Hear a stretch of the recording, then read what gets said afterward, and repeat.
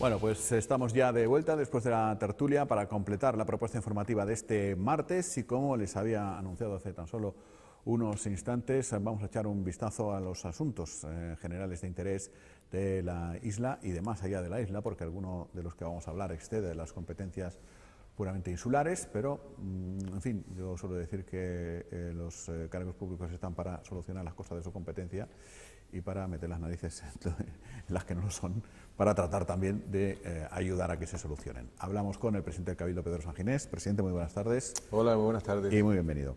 Bueno, por empezar, a lo mejor, presidente, por lo más reciente, porque es, digamos, el debate ahora mismo en torno a, en fin, el gran debate es el de la crisis migratoria, del que obviamente hablaremos, pero a nivel insular nos hemos enredado ahora con los radares de Tinguatón y demás. El Ayuntamiento de Tinajo celebró una sesión plenaria para dirigirse a Cabildo para que den marcha atrás con esta cuestión de los radares en Tinguatón y directamente que los quiten. Ustedes pueden hacerlo, ustedes los pidieron, ¿por qué están ahí? ¿Qué nos puede decir y a la gente de Tinajo sobre los radares? Bueno, los radares están ahí como parte de un proyecto que nosotros hemos denominado Vía Ciclista Insular, que plantea algunos tramos mixtos con reducción de velocidad.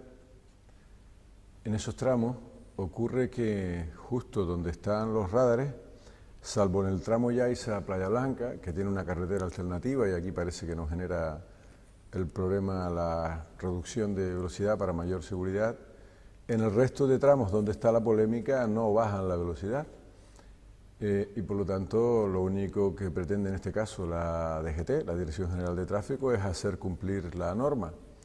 Lo digo porque a mí me han trasladado, no he visto el acuerdo, que se deshaga un convenio que tenía por objeto la cofinanciación de ese proyecto, de esos radares, cosa que ya está hecha, ya están ejecutados, ya están cofinanciados, y yo dudo mucho de que ni el Cabildo ni el Ayuntamiento, como no sea el propio Ministerio, en este caso del Interior, entiendo que es de quien depende el tráfico, pues no lo sé, difícilmente va a desinstalar unos radares que simplemente pretenden hacer cumplir la norma. Lo digo por aquello de que no nos frustremos en las aspiraciones, y el Cabildo de Lanzarote, su papel en relación con los radares fue la cofinanciación, un proyecto, por cierto, que conocían todos los alcaldes, incluido el municipio de Tinajo. Es verdad que tal vez no se estuvo del todo atento, no se pensó, pero vuelvo a insistir, los radares no reducen la velocidad permitida en la carretera, simplemente pretenden controlar que se cumpla la establecida. Es verdad que el Ayuntamiento presentó un estudio que decía que en algunos tramos se podía subir. Los técnicos del Cabildo consideran que esto no es así. Es verdad que falta que respondan por escrito a ese informe que nos trasladaba el Ayuntamiento de Tinajo. Y yo me debo a los informes técnicos del Cabildo de Lanzarote. Si ellos dicen que la carretera, en las condiciones que está, no se puede bajar la velocidad, no se puede bajar la velocidad. Otra cosa es el asunto de los radares, que ya he explicado, que esto está, bajo mi punto de vista, en manos de la Dirección General de Tráfico y del Ministerio del que depende. No tiene el Cabildo capacidad, creo yo, ni aun queriendo, que esa sería otra, un debate interno después de un proyecto en el que se intentó además pactar, negociar con el Ayuntamiento de Tinajo, que al menos una de las, porque estamos hablando del Anillo de Fuego, ¿no?, de un circuito que es verdad que para ir al sur, o por Tinguatón o por Timanfaya, tienen que ir, ¿no? Pero en ambos casos la velocidad es la que es, ¿no?, con o sin radares, ¿no? Claro, la velocidad de la marca, pues en fin, el ancho de la vía, las condiciones de tráfico, entran ahí muchas variables que yo no sé si son exclusivas del Cabildo, es decir, o eso viene marcado, me imagino que vendrá marcado por normas generales. Vamos a ver, es verdad que las leyes después son interpretables, pero hay una ley que es la que interpreta el Cabildo acerca de cuál ha de ser la velocidad en función de efectivamente el ancho de la carretera, etcétera, etcétera, ¿no?, las curvas. Y eso un ayuntamiento con sus técnicos y con sus posibilidades de consulta y demás no lo sabe. Lo digo porque a lo mejor se podía haber evitado esa presión, porque supongo que será un elemento de presión que le llega ahora al Cabildo y además de un compañero de partido. Es decir, que no sé si es muy cómodo o no. La presión le llega, yo eso lo entiendo, por parte de los vecinos al ayuntamiento y al alcalde, probablemente porque en esa carretera lo habitual es que se supere la velocidad establecida, porque tal vez sea muy baja, es que no lo sé. Yo la presión me la tomo con mucha tranquilidad, especialmente cuando no depende del Cabildo, porque, insisto, en primer lugar habría que valorar si la DGT está dispuesta y con qué argumentos a quitar, a deshacer una inversión, ¿no? En un espacio donde solo pretende hacer cumplir la norma. Me parece harto complicado, ¿no? Otra cosa es, otro debate es la forma de esos radares, porque también se ha discutido mucho si, en fin, alteran o impactan desde el punto de vista visual, si hay otra manera de hacerlo, si en la era de la tecnología todavía es necesario un poste de no sé cuántos y una placa de no sé qué. ¿Ese debate se ha planteado en el Cabildo, presidente? Pues no, ese es un debate, sí, se ha planteado en el Cabildo, se han llevado incluso algunas mociones al respecto, pero los radares tienen los informes favorables para su instalación. Pero no hay otros, es decir, tenían que ser esos. Seguramente haya otros, Jaime, claro que sí, siempre puede haber otros, ¿no? Pero están estos. Bueno, vamos a hablar de el asunto que ahora mismo obviamente nos preocupa muchísimo, es la crisis migratoria. Este sábado, creo recordar, hubo cumbre en el Cabildo de Lanzarote entre el presidente del Gobierno de Canarias y los presidentes de Fuerteventura y de Lanzarote. Tras la declaración necesaria, por otra parte, de crisis humanitaria por parte del Cabildo Conejero, se convino solicitar la solidaridad del conjunto del Estado, del resto de las autonomías, porque cuando estas barcas tocan suelo lanzaroteño, costa lanzaroteña, probablemente no querrían venir exactamente a esa cala, sino que querrían venir no solo a España, sino más allá, incluso a Europa. ¿Cuál es la pregunta? La pregunta es justamente eso, han pedido ustedes también la solidaridad del conjunto de las autonomías y yo no sé si 3 días después hay o no algún tipo de respuesta. No, a mí me gustaría, en primer lugar, aclarar a quienes nos puedan estar escuchando.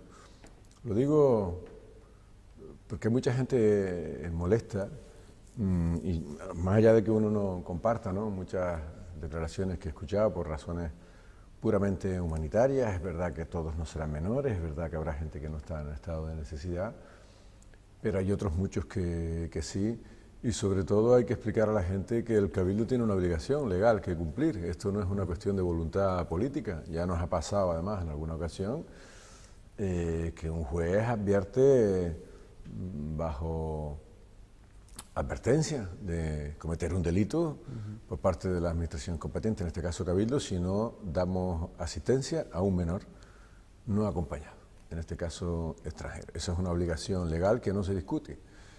Y esto debe quedar muy claro que es que no depende de la voluntad política, sino que es una obligación legal, ¿no? Dicho eso, sí, claro que del mismo modo en que pedimos al Estado que acelere las pruebas, en este caso dependen del Ministerio, que certifican la condición de menores para que puedan ser trasladados, de acuerdo con una cuota que en su día se acordó al resto de islas. Por cierto, tenemos una reunión ahora en la FECAI para abordar esta cuestión. Yo creo que debemos rehacer esa redistribución en Canarias, hacerla en términos de porcentaje. También pedimos al Estado, y no solo para Canarias, sino para Andalucía o Cataluña, que el resto de comunidades autónomas sean solidarias, porque estamos ante una situación excepcional que en Lanzarote no se había vivido, porque aquella crisis que hablan del 2006, creo recordar, de los cayucos no llegaban a Lanzarote, llegaban a las islas capitalinas y con muchos mayores. Una crisis de menores inmigrantes como esta no habíamos vivido, y es por eso que nos vimos abocados a la declaración de emergencia, por una parte, para utilizar recursos propios de manera expeditiva si fuera necesario. Afortunadamente alcanzamos acuerdo con el concesionario del albergue de la Santa, y por otra parte para poder contratar de manera ágil y rápida, amparados en esa declaración como fórmula legal, insisto, para contratar cualquier tipo de servicios, hoteles, ONG, recursos, en fin, lo que sea menester para atender a esa obligación que antes le decía. Pero claro, cuando se nos niega la mayor por parte del Estado... ¿No hay respuesta todavía? Es decir, se sabe del episodio del desencuentro con el presidente Sánchez, que no nos quiso atender los minutos que fuera para hablar justamente de esta cuestión. Es decir, por lo tanto, a Madrid ha llegado ya que existe un problema ahí, ¿no? Más allá de la declaración de este sábado. ¿No hay ni la más mínima respuesta ni la del director insular, de la Administración del Estado, ni de nadie? Sí, sí la ha habido. La respuesta ha sido la negativa del problema, por un lado, y el absoluto desinterés, por otro, expresado por la delegada del Gobierno, y lo tengo que decir. Por un lado, se niega que el CIBE no esté funcionando. Hoy mismo y ayer lo leía, la propia Guardia Civil está denunciando el mal funcionamiento del CIBE y la falta de efectivo. ¿El CIBE tiene que ver con el radar que hay en Montaña Mina?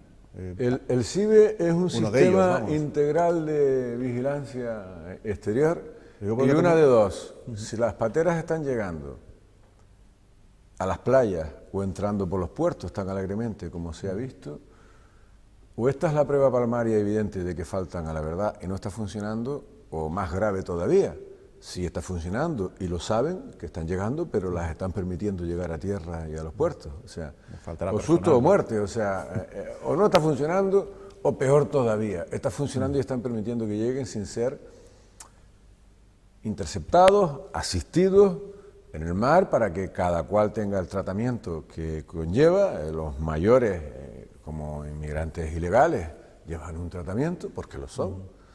Y los menores llevan otro distinto. Que competencia del Cabildo la Guarda. Lo que no puede ser es que la policía los tenga que estar buscando y persiguiendo por las calles de los pueblos de Lanzarote, porque el CIBE no está funcionando. Esa es la primera negativa. Y la segunda negativa es que tengamos un problema, o que tengamos una urgencia, porque el acuartelamiento no nos han dado una razón por la que no, más allá de que no es adecuado. Hombre, tal vez no sea el lugar más adecuado, desde luego un carácter definitivo, pero transitorio. Menos adecuado entiendo que es una vivienda, que es una carpa hinchable, que es cualquier otro recurso de los que no hemos visto obligados a utilizar, y sobre todo en las palabras de la delegada del Gobierno, que esta cuestión ya se atenderá con calma a finales de mes, literalmente, con calma. Sí, hay una reunión prevista, ¿no?, para esto. Para el día 25, y que en esa reunión se atenderá con calma esta situación de los inmigrantes. No se puede atender con calma a lo que es urgente. Yo creo que es una prueba palmaria de la poca sensibilidad que está teniendo el Gobierno con este asunto, porque mire, el acuartelamiento, el propio Cabildo lo ha utilizado con menores durante muchos años.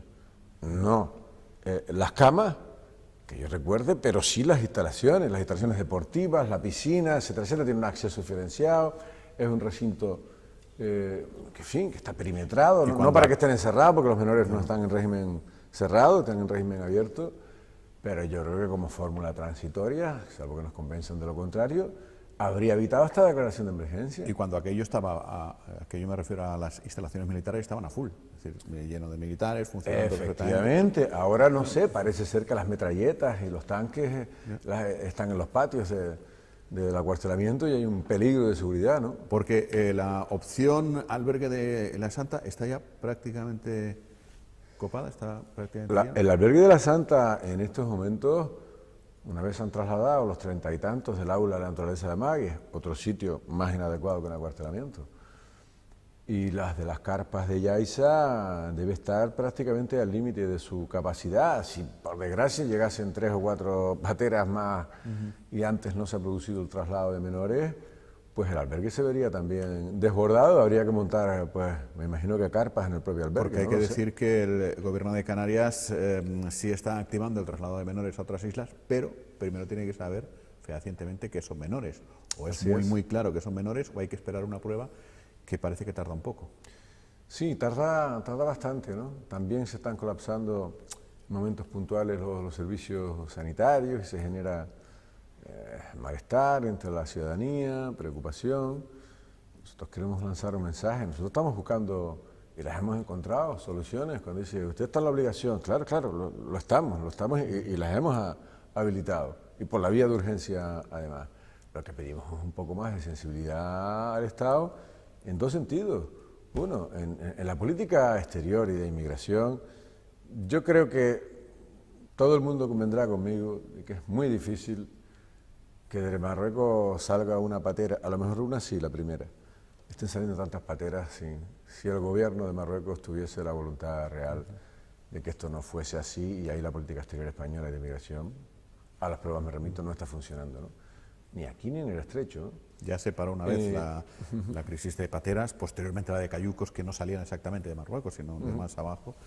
Y, en fin, estamos viendo un episodio muy parecido.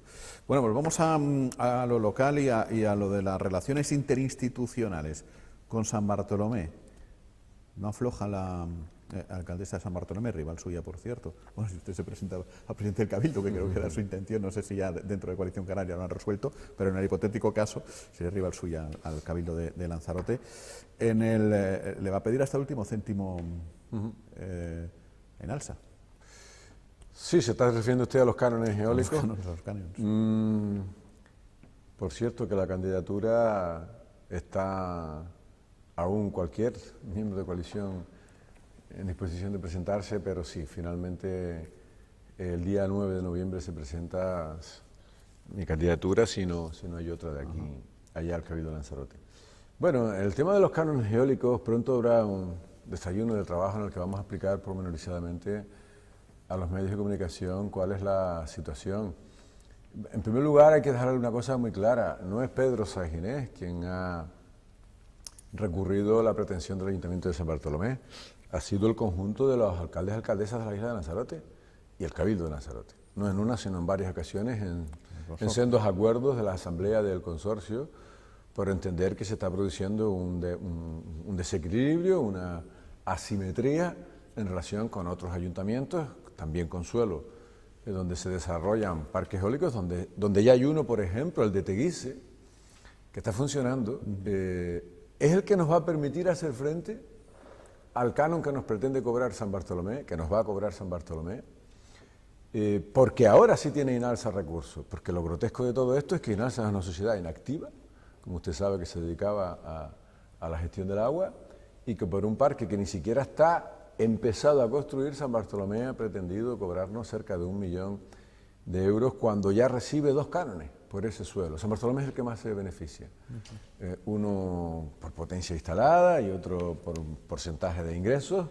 Recibe en torno a 200 y pico mil euros anuales, o va a recibir,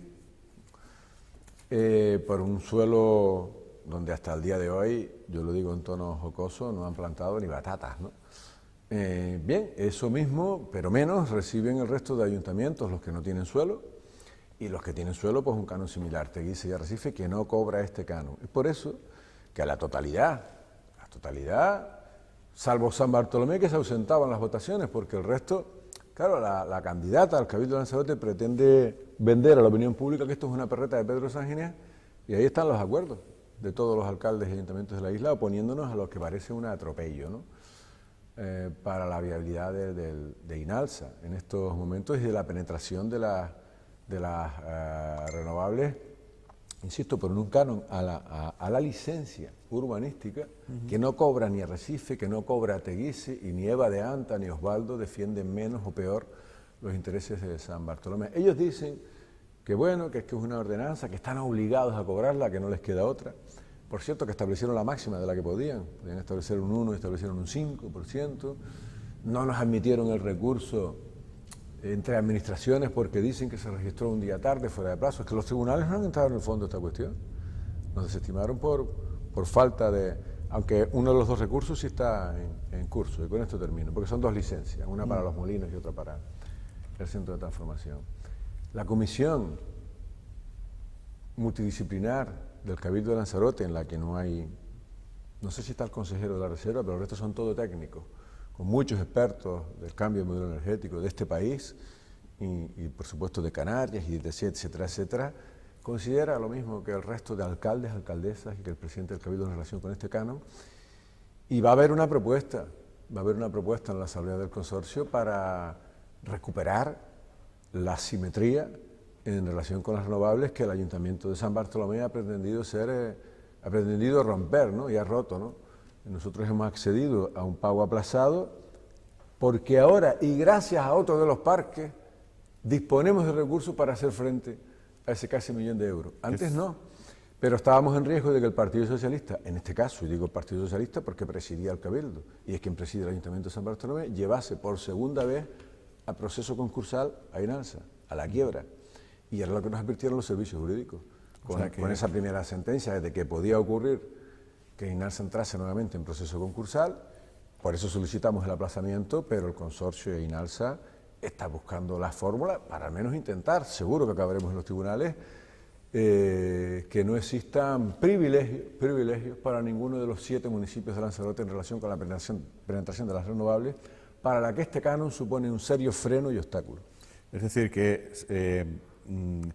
se va a pagar, o se ha aceptado ese pago aplazado 24 meses, creo recordar, pero en virtud de las opiniones y los informes de los especialistas, de los técnicos, se va a reequilibrar la cuestión. Yo no quiero adelantar propuestas, pero efectivamente... Y San Bartolomé no saldrá muy bien en esa foto, entonces, ¿no? Porque van a detraer ese San Bartolomé ya estaba muy bien, lo que se pretende evitar es que exista un canon solo para uno de los municipios que no cobra ninguno de los otros 6 y que supone... Porque claro, cuando dicen, ¿por qué a un vecino sí y a Inalsa no? Es que Inalsa es San Bartolomé. Es que San Bartolomé es promotora de ese parque, en la medida en que es miembro del consorcio, miembro de Inalsa, y en la medida en que se va a beneficiar, como le digo, ya con 2 cánones. Uno de 100 y otro de 150.000 euros al año. Pero es que además de eso quiere cobrar otro 1 millón de euros de licencias urbanísticas. Y eso no lo cobra nadie. Y eso es lo que es un agravio para con el resto de vecinos de toda Lanzarote y por supuesto de Arrecife y de Teguise. Bueno, hablemos de ese 9 de noviembre. Presentación de candidatura de Coalición Canaria, esa es la fecha. Si no se presenta nadie más, usted será el candidato a la presidencia. ¿Con qué agenda? Digamos, en fin, grosso modo, como es lógico, ¿con qué intención? Para los próximos 4 años. Es decir, ¿qué les va a decir a sus compañeros? Yo soy el mejor de entre todos ustedes porque quiero hacer esto y lo otro. No, yo soy, en todo caso, la cara más visible de un equipo de mujeres y de hombres que desde luego no estamos en absoluto agotados, como se ha dicho, es justo todo lo contrario. El día 19 de este mes, hace 9 años que asumí el reto de dirigir, ¿no?, el proyecto de isla que Coalición Canaria tiene para Lanzarote. Otros no tienen más proyectos de isla que terminar precisamente con mi persona como responsable público. Y yo creo que nosotros de lo que debemos hablar es precisamente de qué retos, de qué desafíos creemos que tiene la isla y estamos en disposición de afrontar. Creemos que hemos resuelto los grandes problemas, no voy ahora a darle el meeting porque usted ya me lo ha oído decir muchísimas veces. Hay misiones que están en curso, esta de la que estamos hablando, por ejemplo, la penetración de las renovables, el cambio de modelo energético debe seguir siendo una prioridad. Quedan 2 parques más en ciernes por hacer. Hemos multiplicado ya por 3 o por 4 la potencia instalada que había, pero lo vamos a multiplicar por muchísimos más, con grandes parques fotovoltaicos, etcétera, etcétera.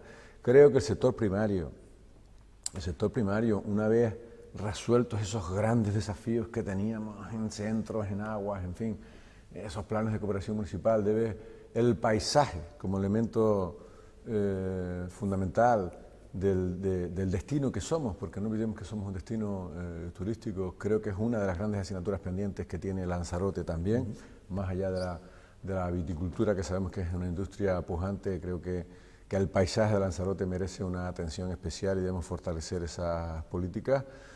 Por supuesto que tenemos que dar respuesta a la vivienda, aunque no sea una competencia propia del Cabildo. Es la principal preocupación de los lanzaroteños y ya adelanto que una propuesta del debate sobre el estado de la isla que tendrá lugar a comienzos de noviembre que va a llevar el gobierno es la adquisición de suelo, de grandes bolsas de suelo, porque el gobierno ha habilitado partidas, pero el ayuntamiento, por la razón que sea, de Arrecife fundamentalmente, que es donde creemos primero, donde más agudo es el problema de vivienda, no ha sido capaz de cederlo, de facilitarlo, y creemos que el gobierno insular, al menos allá donde podamos, y es aquí donde podemos, debe facilitar la construcción de vivienda pública, porque las previstas incluso son insuficientes. Y después tenemos, ya lo he dicho, un montón de proyectos con fondos del gobierno, con fondos de desarrollo de Canarias, que afortunadamente nos permiten pensar en grande y que concentran gran parte del proyecto de isla allá donde está pendiente que la isla sea más armónica. Me refiero a la capital, a la ciudad de Arrecife, y justamente en Arrecife tenemos muchos proyectos, algunos en el litoral, como ese centro de la Fermina, el islote del amor que le llamamos, que creo que en nada entre en los centros turísticos tras el convenio firmado, esta vez sí, con celeridad, y desde aquí mi gratitud y reconocimiento al ayuntamiento, en este caso a la alcaldesa, para que podamos intervenir después de casi medio siglo en ese islote. Hay un proyecto extraordinario que también presentaremos también en el Frente Marítimo de láminas de aguas, de piscinas, de lugar de ocio, donde va la ampliación del puerto de cruceros, del muelle de cruceros. También en ese entorno va un parque urbano en Nao. Estamos tratando de desbloquear el Museo del Mar y el Marinero, que ciertamente esta sí es un tema que ya estaba en el programa anterior y que ahí tengo que entonar. Si quieren, en mea culpa, no ha sido posible con la autoridad portuaria aún, y sobre todo en los barrios, ¿no? De Arrecife creo que es una de las grandes asignaturas pendientes, donde tampoco hemos sido capaces. Hay muchos proyectos. El año pasado, sin ir más lejos, quedó una subvención de 2,6 millones de euros en la ciudad de Arrecife para unos 9 o 10 proyectos, muchos de ellos en barrios, en electrificación, en aceras, en parques infantiles, que no pudimos ejecutar, que no pudimos transferir esos fondos al ayuntamiento. Esperamos este año poderlo hacer, en lo que queda de año, al menos arrancar de manera directa algunos de esos proyectos. En definitiva, gran parte del proyecto político del Cabildo de Lanzarote en la próxima legislatura, sin olvidar, por supuesto, los planes de cooperación municipal con todos los ayuntamientos, va a concentrar sus esfuerzos en la ciudad de Arrecife. Y la última y terminamos ya, presidente, porque ha dicho usted, ha utilizado la expresión pensar en grande. En ese pensamiento en grande cabe ese proyecto que, en fin, que es público, que se ha presentado, que viene de la iniciativa privada, que se llama Lanzarote 21, que trata de soterrar, en fin, tramos de carretera, más allá incluso de autovía, al paso por Playa Honda, para ganar espacio público. Cabe estudiarlo, pero sí tengo que decirles, Jaime, que yo no sé de dónde se ha sacado que genera menor impacto ambiental. Por ejemplo, en la zona industrial de Playa Honda o en la zona de Argana, los proyectos que el Cabildo, con el gobierno anterior, porque este fue un plan de carreteras pactado con el gobierno cuyo principal socio era el Partido Socialista, decía soterrar en la zona de Playa Honda o soterrar en Argana, con el volumen de movimiento de tierras que eso lleva, que circunvalar en una zona urbana, ¿no? Estamos hablando de Argana, estamos hablando de la zona industrial. Lo digo porque el Cabildo, en el caso de Argana, ya tiene un proyecto, uno de mejora inmediata de los accesos al hospital, que es el gran problema, y otro que circunvala Argana, bajando de San Bartolomé, viene a empatar con la rotonda que está por encima de San Francisco Javier, que soluciona el problema, que es bastante más económico en principio y sobre todo que no tiene los costes de mantenimiento que tendría el soterramiento. Ya se hizo un estudio, según me informa la Oficina Técnica hace unos años, que establecen en torno al 1.000.000 de euros anuales solo los gastos de mantenimiento de una carretera que soterrase, que estuviese soterrada al paso por Argana por las turbinas, las extracciones, la electricidad, etcétera, etcétera. Que es lo que hay en otros muchos sitios. Sí, en muchos sitios donde hay que atravesar montañas. Es que desde un punto de vista biológico, yo tengo algo más que serias dudas de que sea, medioambientalmente quiero decir, más sostenible el circunvalar que soterrar. Se soterra donde no queda más remedio que atravesar una montaña. En el caso de Playa Honda, yo no niego ahí la mayor, no creo que el soterramiento solucione el acceso de los vehículos pesados a la zona industrial. Lo soluciona mejor circunvalarla, bajo mi punto de vista, sin duda, también de los técnicos de la institución. Soterrar para ganar ese espacio aéreo, bien, ese es un proyecto yo creo que a estudiar, no porque esté separada la zona residencial de la industrial, como se aduce, porque está bien separada la zona industrial de la residencial, salvo que lo que se pretenda es que la zona industrial se convierta en comercial. entonces ya no está tan bien que esté separado, pero no veo ninguna dificultad, más bien una conveniencia de que las zonas industriales estén separadas de las residenciales.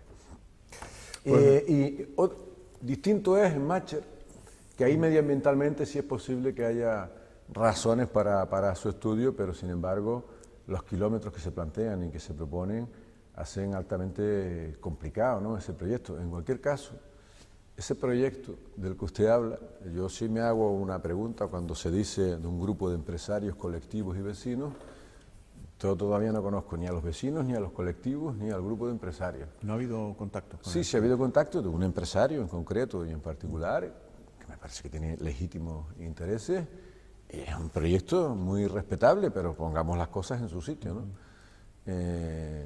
Y por otra, lo digo porque se nos ha planteado la aprobación en pleno de unas mociones que se han presentado en relación con esto, y un proyecto de ese alcance y de esa naturaleza no pueden ser aprobados tan alegremente en un pleno sin un previo estudio. Sobre todo se contravienen la planificación, porque cuando al Estado se le pidió el convenio actual de carreteras, insisto, con el anterior grupo de gobierno, no se pidieron más porque se entendió que no queríamos consumir precisamente mucho más territorio y hacer muchas más carreteras, ¿no?